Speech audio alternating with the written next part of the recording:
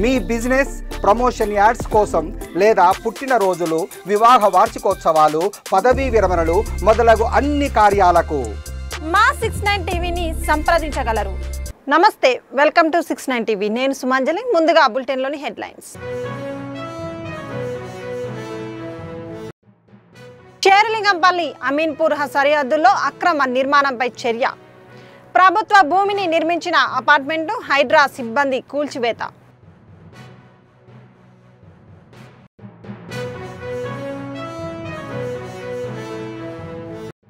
Deputy CM బట్టి విక్రమార్కపై CPM నేత పోతునేని సుదర్శన్ తీవ్ర వ్యాఖ్యలు.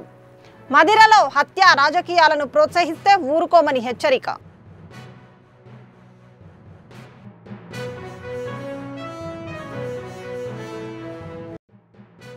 మోంతా తుఫాన్ ప్రభావంతో నష్టపోయిన కౌలు రైతులకు ఎకరాకు 25,000 పరిహారం ఇవ్వాలని డిమాండ్. కాకినాడ కలెక్టర్ కార్యాలయం ఎదుట కౌలు రైతు సంఘం ధర్నా.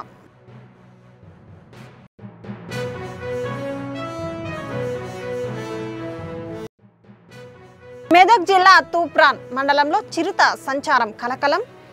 గుండ్రెడ్డిపల్లి పరిసర గ్రామాల్లో భయాందోళన. చిరుతను బంధించాలంటూ ప్రజల విజ్ఞప్తి.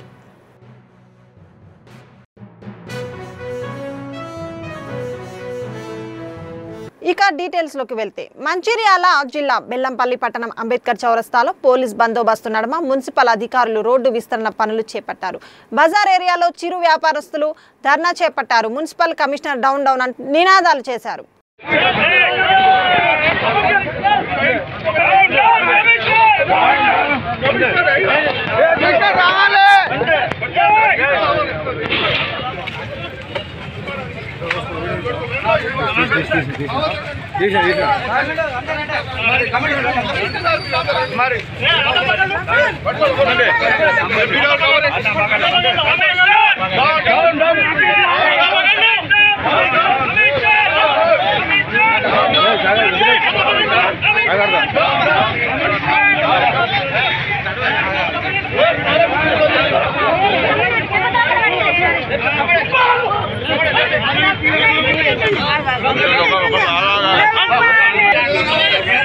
సీఎం చంద్రబాబు తాను 3 దశాబ్దాల క్రితం ఉపయోగించిన అంబాసిడర్ కారుతో తన అనుబంధాన్ని గుర్తు చేసుకున్నారు. విత్ మై ఓల్డ్ ఫ్రెండ్ అని ట్వీట్ చేశారు. ఇది చంద్రబాబు సొంత కారు. ఉమ్మడి ఏపీ సీఎంగా దీనిలో విస్తృతంగా పర్యటించేవారు. ఇప్పటి వరకు హైదరాబాద్లో ఉన్న ఈ కారును ఇకపై అమరావతిలోని టీడీపీ ఆఫీసులో ఉంచనున్నారు. కాగా 2003లో అలిపిరిలో బాంబు దాడి జరిగినప్పుడు అంబాసిడర్ వల్లే చంద్రబాబు బతికారని చాలా మంది చెప్తారు.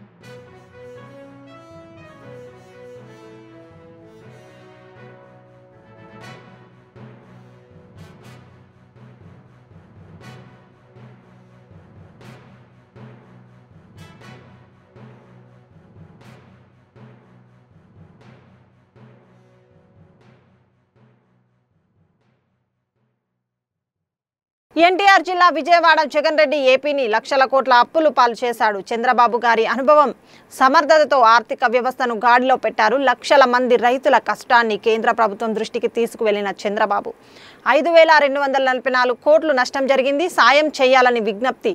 రియల్ టైం గవర్నెన్స్తో ఇంత ఆధునిక పరిజ్ఞానాన్ని అందుబాటులోకి తెచ్చిన రాష్ట్రం దేశంలో ఏదైనా ఉందా? అత్యంత వేగంగా సాంకేతిక పరిజ్ఞానం ఉపయోగించి ప్రాథమిక నివేదికలను కేంద్రానికి కూటమి ప్రభుత్వం అందించింది. ఫ్యాక్టరీ వచ్చింది.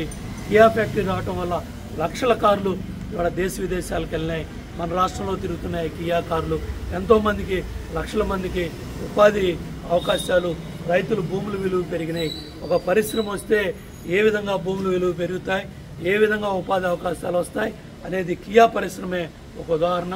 తిరుపతిలో కావచ్చు, ఐటీ కంపెనీలు, గూగుల్ లాంటి సంస్థలు మరి విశాఖపట్నం వస్తే కూడా దాని మీద బురద జల్లే కార్యక్రమం కూడా వైసీపీ నాయకులు సాక్షి పత్రిక ఛానల్లో చేసింది. ఇట్లా ఒక పక్కన చంద్రబాబు నాయుడు గారు, లోకేష్ బాబు అటు దుబాయ్ వెళ్ళి, లండన్ వెళ్ళి, అమెరికా వెళ్ళి, ఆస్ట్రేలియా వెళ్ళి వాళ్ళు పరిశ్రమలు తీసుకొస్తా ఉంటే జగన్మోహన్ రెడ్డి తాడేపల్లి ప్యాలెస్లో యువకర్తలను పెట్టుకొని ఇవాళ విధ్వంసం మళ్ళీ ఏ విధంగా చేయాలి, ఏ విధంగా మళ్ళీ అధికారం రావాలనే కక్కుర్తి తప్ప 5 ఏళ్ళు ముఖ్యమంత్రిగా ఇవాళ ఫెయిల్డ్ సీఎం, నువ్వు ఇవాళ ఫెయిల్ అయిన సీఎం, నువ్వు 5 ఏళ్ళు నీకు ప్రభుత్వం అధికారం, నీకు 154 సీట్లు ఇస్తే 151 సీట్లు ఇస్తే నువ్వు ఇవాళ ఫెయిల్ అయిపోయావు. ఫెయిల్ అయ్యి మళ్ళీ ఇవాళ ముఖ్యమంత్రి పదవి కక్కుర్తితో ఇవాళ విధ్వంసం, ఇవాళ ఈ దుర్మార్గపు ఆలోచనలు చేస్తున్నావు. జగన్మోహన్ రెడ్డి, నీ మైండ్ సెట్ మార్చుకో, నీ ఆలోచన విధానం మార్చుకో. నీ పక్కనున్న నీ బాబాయ్ లడ్డు కేసులో ఇరుక్కున్నాడు, లిక్కర్ కేసులో ఇరుక్కున్నాడు. నీ పక్కనున్న జోగి రమేష్ వాళ్ళు లిక్కర్ కేసులో ఇరుక్కున్నారు. నీ పక్కనున్న నాయకులంతా కూడా లిక్కర్ కేసుల్లో, లడ్డు కేసుల్లో, నీ బాబాయ్ లడ్డు కేసుల్లో నీ బాబాయ్ పిఏలే ఇవాళ అరెస్ట్ అయ్యే పరిస్థితి. తిరుపతి వెంకటేశ్వర స్వామికే మరి నువ్వు చేసిన ద్రోహం ఇవాళ నీకు 11 సీట్లు పరిమితం అయ్యావు. ఇప్పటికైనా నీ ఆలోచన విధానం మార్చుకో, ఇప్పటికైనా నీ దుర్మార్గపు ఆలోచనలు మార్చుకో. నీ కుటుంబ పత్రిక సాక్షి పత్రికలో, సాక్షి ఛానల్లో నువ్వు చేసే విష ప్రచారం, నువ్వు చేసే దుర్మార్గాన్ని ప్రజలు ఆశ్రయించుకుంటున్నారు. ఇవాళ పారిశ్రామికవేత్తలు రాష్ట్రానికి వచ్చి ఇది మన రాష్ట్రం అని దేశ విదేశాల్లో ఉన్న చదువుకున్న పిల్లలంతా కూడా మన రాష్ట్రానికి రావడానికి, పరిశ్రమలు పెట్టడానికి ప్రయత్నం చేస్తుంటే నువ్వు దుర్మార్గపు ఆలోచనలతో మరి అడ్డం పడే కార్యక్రమాలు, యజ్ఞాలు చేస్తుంటే రాక్షసులు ఎలా పడ్డారో అలాగే నువ్వు ఇవాళ నీ పార్టీ కార్యకర్తల నాయకులతో ఈ దుర్మార్గం చేస్తున్నావు. నీ వాళ్ళే నిన్ను అసహించుకుంటున్నారు. కాబట్టి ఈ కార్యక్రమాలన్నీ కూడా పక్కన పెట్టి ఈ దుర్మార్గ ఆలోచనలు పక్కన పెట్టమని నేను జగన్మోహన్ రెడ్డికి కూడా హితవు చెబుతున్నాను.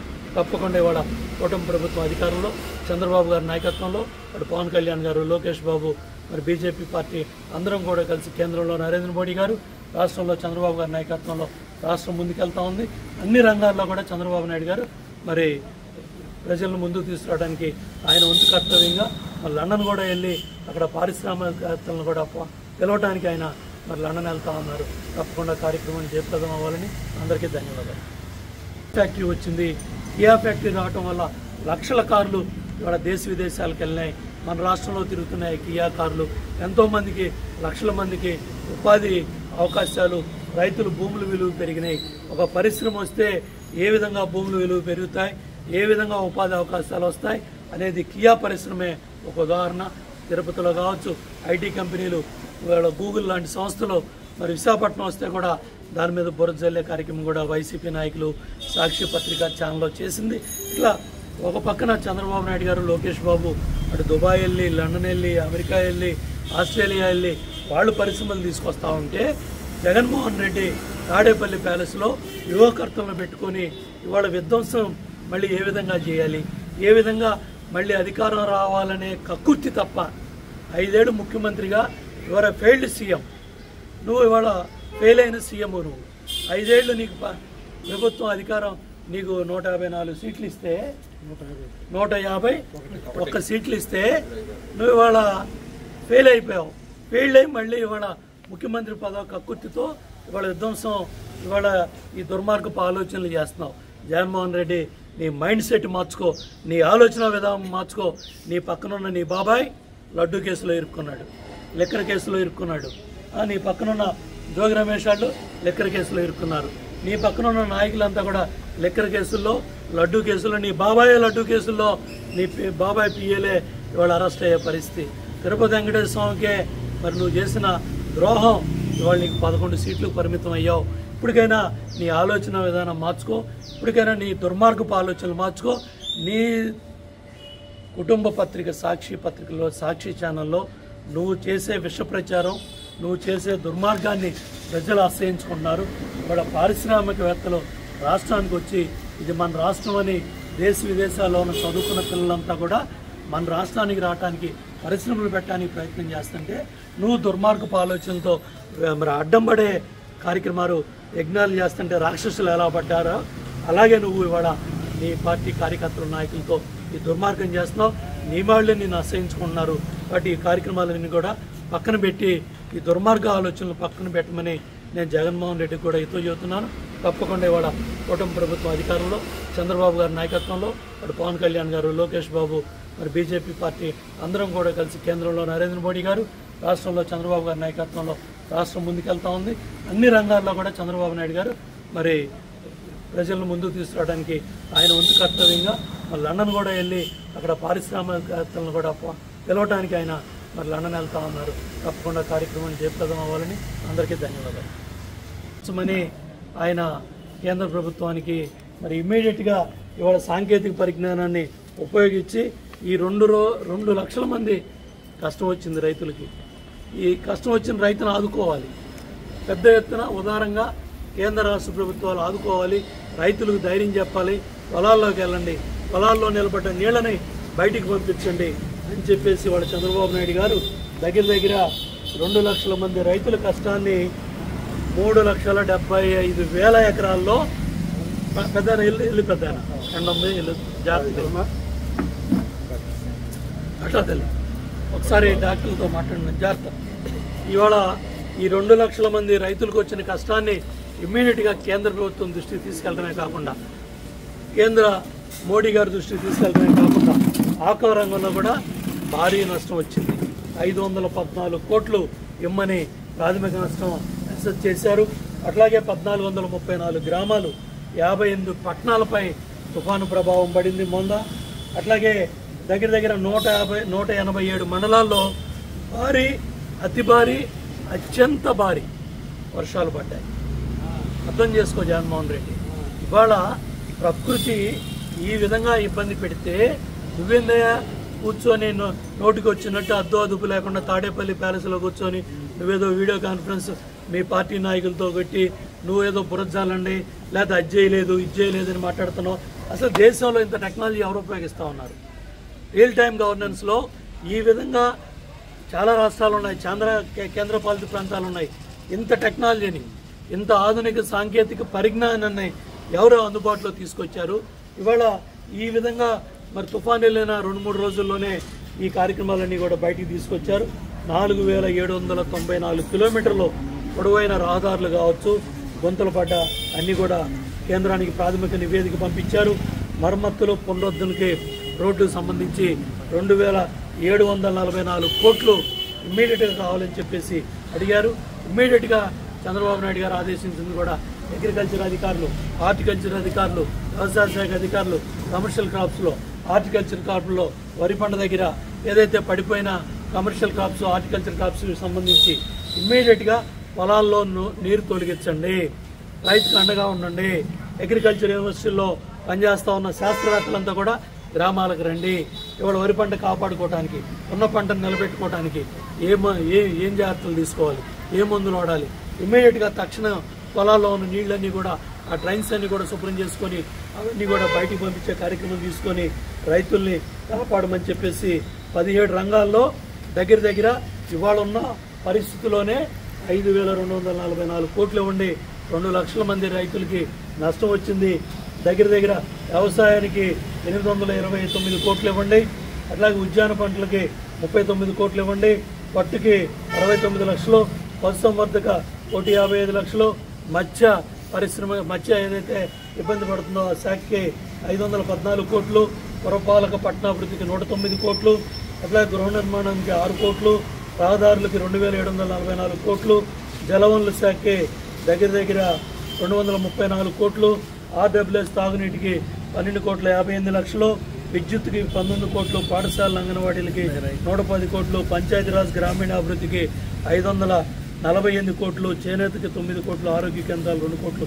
ఇవన్నీ కూడా దగ్గర ఇంత అనాలిసిస్ చేసి ఇవాళ ఉన్న సాంకేతిక పరిజ్ఞానాన్ని మనందరం కూడా గ్రామాల్లో కదిలి పెద్ద ఎత్తున చెప్పే పరిస్థితుల్లోపే ఇవాళ ఆధునిక సాంకేతిక పరిజ్ఞానాన్ని ఉపయోగించి ఉన్న పరిస్థితుల్లో అక్కడికక్కడే ఇమ్మీడియట్గా సమాచారాన్ని తెప్పించి ఆయన అసెస్ చేసి కేంద్ర ప్రభుత్వానికి పంపించడం జరిగింది. నాగార్జున సాగర్ నియోజకవర్గ అనుముల మండలం పాలెం గ్రామానికి చెందిన కాటన్ సతీష్ గౌడ్ మరణించారని తెలుసుకొని వారి కుటుంబాన్ని పరామర్శించి కాటన్ సతీష్ గౌడ్ కూతురు హిమశ్రీ పేరు మీద ₹1,00,000 డిపాజిట్ చేసిన బీజేపీ రాష్ట్ర నాయకులు మన్యం రంజిత్ యాదవ్, తండ్రిని కోల్పోయిన చిన్నారులకు పెద్ద దిక్కుగా నిలిచిన మన్యం రంజిత్ యాదవ్ను పాలెం గ్రామస్తులు కొనియాడారు. ఉద్యమం రోజుల్లో మనతో నడిచిన సతీష్ గౌడ్ మరణం మనందరికీ ఎంతో దిగ్భ్రాంతి కలిగించిందని సతీష్ గౌడ్ జ్ఞాపకాలను మరవలేమన్నారు. ఎంతో దిగ్భ్రాంతి కలిగించిందని సతీష్ గౌడ్ జ్ఞాపకాలను మరవలేమన్నారు.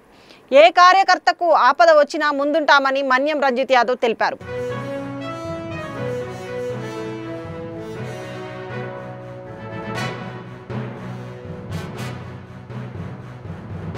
హైదరాబాద్ షేరిలింగంపల్లి అమీన్పూర్ బార్డర్లోని ఓ అపార్ట్మెంట్ను హైడ్రా సిబ్బంది కూల్చివేశారు. మియాపూర్ సర్వే నెంబర్ 100 ప్రభుత్వ భూమి అని స్థానికుల ఫిర్యాదు మేరకు కూల్చివేతలు చేపట్టారు. బిల్డర్ అమీన్పూర్ సర్వే నెంబర్లు వేసి నిర్మాణం చేపట్టినట్లు గుర్తించారు.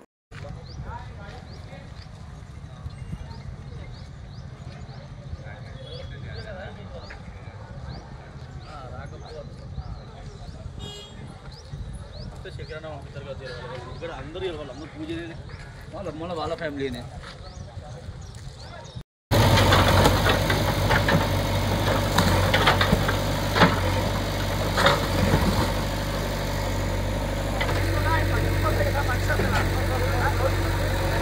అట్లా పట్టుకుంటే ఏడైతుంది ఆగుతా పోతా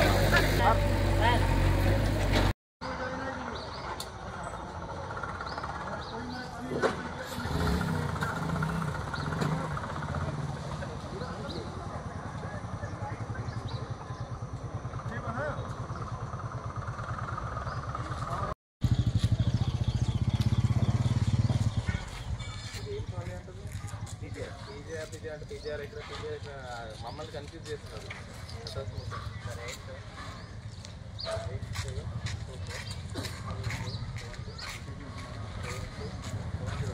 కాకినాడ ఇటీవల మూంతా తుఫాన్ వల్ల నష్టపోయిన కౌలు రైతులను ఆదుకోవాలని, పంటకు ఎకరాకు 25,000 నష్టపరిహారం ఇవ్వాలని కోరుతూ ఆంధ్రప్రదేశ్ కౌలు రైతు సంఘం ఆధ్వర్యంలో కాకినాడ జిల్లా కలెక్టర్ కార్యాలయం ఎదుట ధర్నా నిర్వహించారు. ఈ సందర్భంగా కౌలు రైతు సంఘం నాయకులు మాట్లాడుతూ కౌలు రైతు గతంలో వారం రోజుల వరకు పంటల నష్టాన్ని అంచనా వేసే వారని, కానీ అధికారులు 2 రోజుల్లో హడావిడిగా పూర్తి చేస్తున్నారని, తడిసిన ధాన్యం పనిచేయదని, అందువల్ల అందరికీ పూర్తి పరిహారం ఇవ్వాలని, అలాగే ఈ ఏడాది అన్నదాత సుఖీభవ పథకంలో ఇవ్వాల్సిన నగదును వెంటనే కౌలు రైతులకు అందివ్వాలని, భూ యజమానితో సంబంధం లేకుండా కౌలు రైతులకు గుర్తింపు కార్డులు ఇవ్వాలని ప్రభుత్వాన్ని డిమాండ్ చేశారు.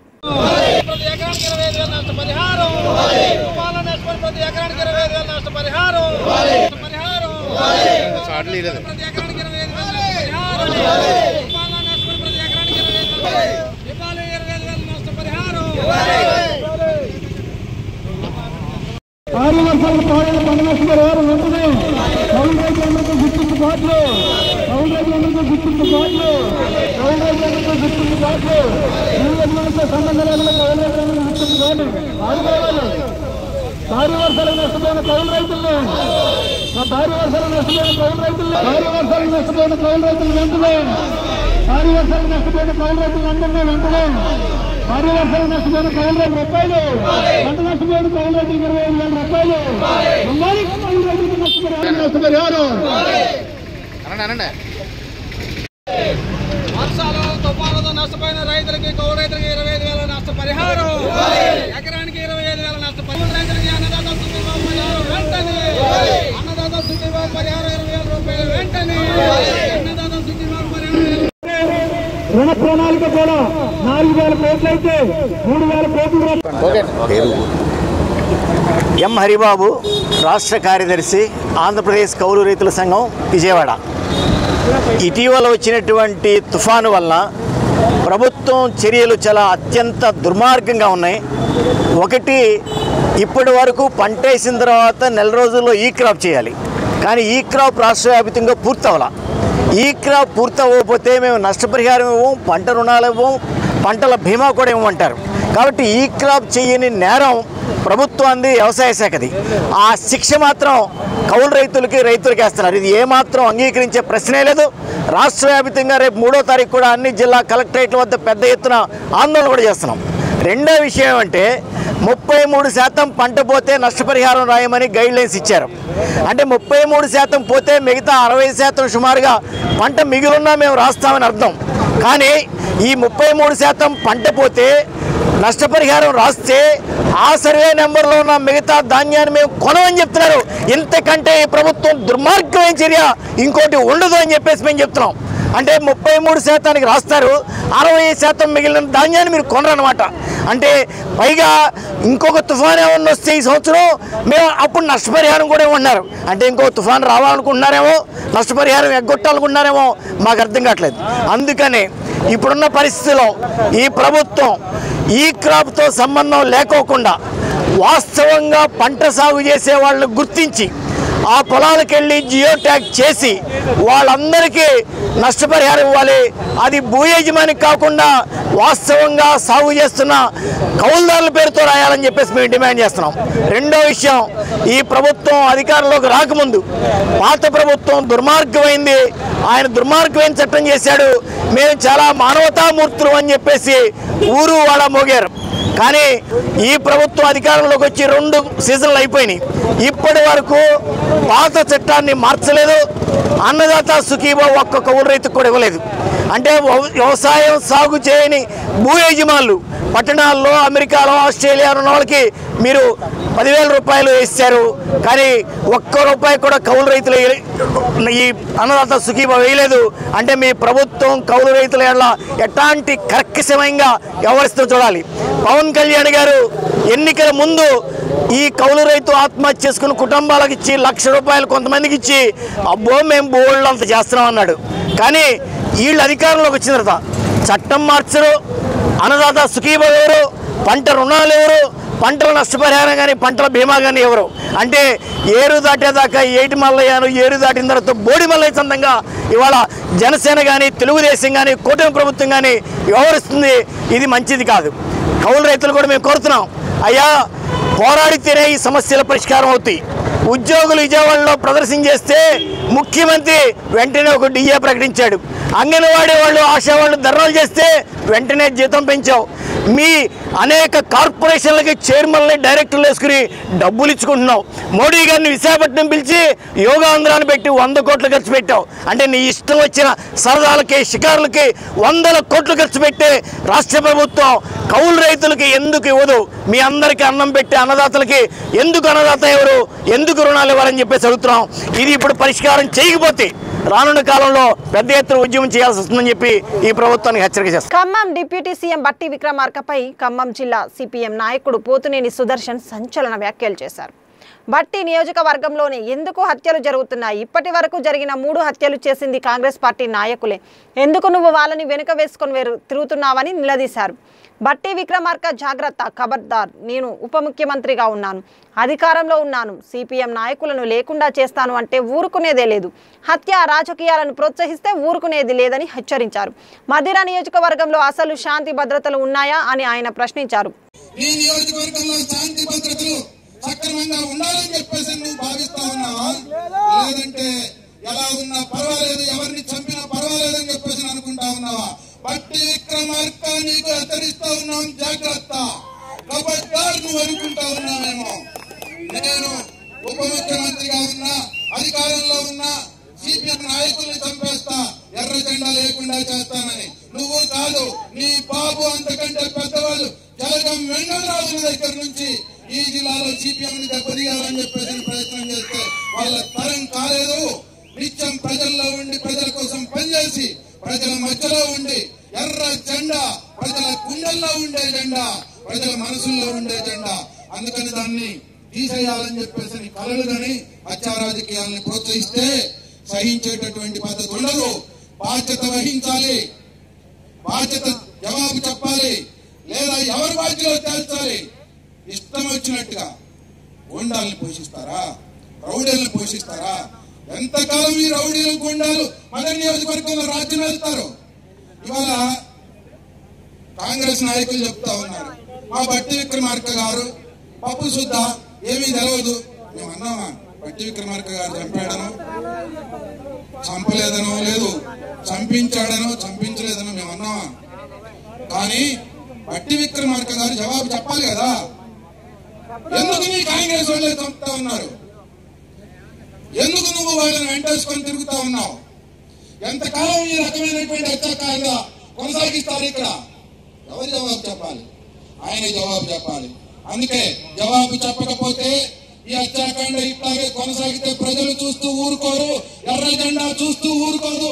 ఎట్లా బుద్ధి చెప్పాలో, ఎట్లా పగ ప్రతీకారం తీర్చుకోవాలో అట్లా ఖచ్చితంగా పగ ప్రతీకారం తీర్చుకుంటారు ప్రజలు అని చెప్పేసి ఈ సందర్భంగా హెచ్చరిస్తా ఉన్నాం.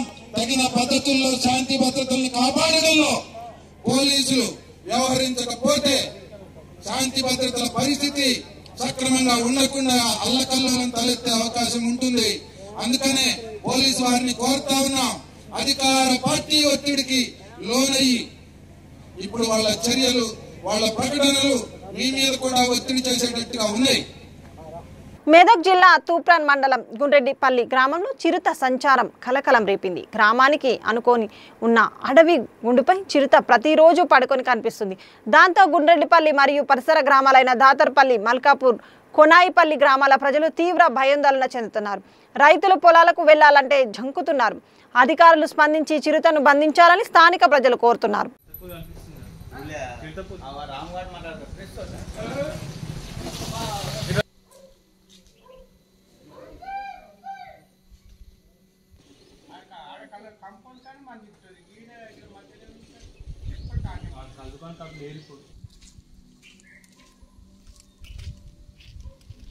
బులెటిన్ ముగించే ముందు హెడ్లైన్స్ మరోసారి. చేరలింగంపల్లి అమీన్పూర్ సరిహద్దుల్లో అక్రమ నిర్మాణంపై చర్య. ప్రభుత్వ భూమిని నిర్మించిన అపార్ట్మెంటు హైడ్రా సిబ్బంది కూల్చివేత.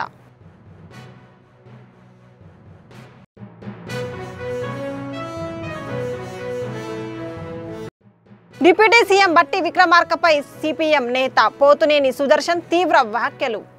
మదిరలో హత్య రాజకీయాలను ప్రోత్సహిస్తే ఊరుకోమని హెచ్చరిక.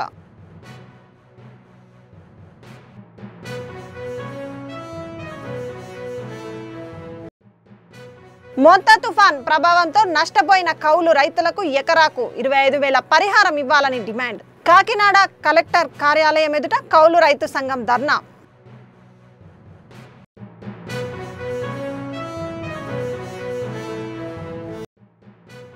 మెదక్ జిల్లా తూప్రాన్ మండలంలో చిరుత సంచారం కలకలం. గుండ్రెడ్డిపల్లి పరిసర గ్రామాల్లో భయాందోళన. చిరుతను బంధించాలంటూ ప్రజల విజ్ఞప్తి.